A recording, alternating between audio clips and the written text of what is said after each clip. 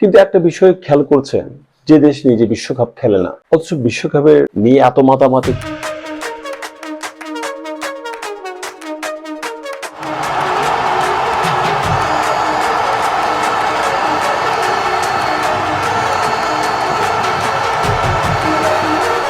বিশ্বকাপ এলেই বাংলাদেশের মানুষ প্রধানত দুই ভাগে ভাগ হয়ে যায়, একদল ব্রাজিল আর একদল আর্জেন্টিনা, বাকিরা অন্যান্য দলে বিভক্ত। বিশ্বকাপ এলেই বাংলাদেশের পরিবেশ বদলে যায়। ছাদে ছাদে উড়ে বিদেশি দলের পতাকা, বাজারে জার্সি বিক্রি, চায়ের দোকানে তর্ক বিতর্ক ও রাত জেগে পরিবার বন্ধুদের সাথে খেলা দেখা। এই যেন শুধু ফুটবল টুর্নামেন্ট নয়, এই যেন পুরো দেশের একটি সামাজিক উৎসব। বিশ্বকাপের সময় বাংলাদেশকে দেখলে মনে হয় আমরা শুধু ফুটবল খেলি না, ফুটবলকে সত্যিকারে ভালোবাসতেও জানি। কিন্তু প্রশ্ন হলো, 1000 কিলোমিটার দূরে একটি দেশের জন্য আমরা এত আবেগী কেন? আজ আমরা সে বিষয়টাই বলবো।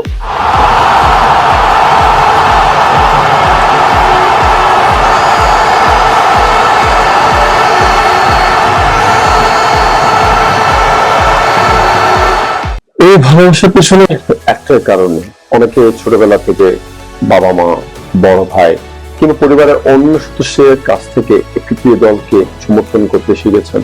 আবার অনেকে মুক্ত হয়েছেন পেলে, Maradona, Ronaldo, Ronaldinho, Messi, Neymar কিংবা আরো অনেক কিংবদন্তি ফুটবলারদের খেলায়। একসময় বিশ্বকাপ মানেই ছিল পুরো পরিবার একসাথে টেলিভিশনের সামনে বসা।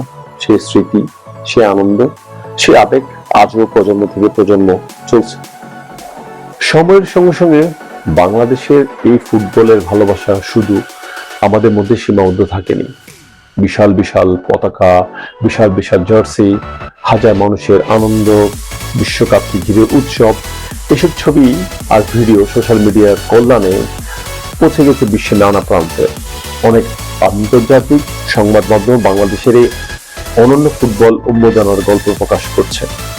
কারণ পৃথিবীতে খুব কম দেশে আছে যেখানে অন্য দেশের ফুটবল খেলাকে ঘিরে উৎসাহের পরিবেশ তৈরি হয়। সবচেয়ে সুন্দর বিষয় হলো, এই ভালোবাসার প্রতিধ্বনি কিন্তু ফিরেও আসছে। অনেক আর্জেন্টাইন, ব্রাজিলিয়ান বা অন্য দেশের সমর্থকরা বাংলাদেশের এই সমর্থনকে মানুষের ভূয়সী প্রশংসা করছে। Bangladesh com o Kaysar. Anirban Kaysar. Eu vou falar em português e inglês, vou traduzir as perguntas, depois tem tradução simultânea para vocês. কেউ বাংলাদেশের পতাকা হাতে নিয়ে ছবি তুলছেন, কেউ বাংলাদেশকে ধন্যবাদ জানাচ্ছেন, আবার কেউ বলছেন বাংলাদেশের মানুষ আমাদের দেশের ফুটবলকে নিজের দেশের ফুটবলের মতো ভালোবাসে। ফুটবল হয়তো 90 মিনিটের খেলা, কিন্তু মানুষের হৃদয়ে এটি কিন্তু সম্মান আর ভালোবাসার একটি ভাষা।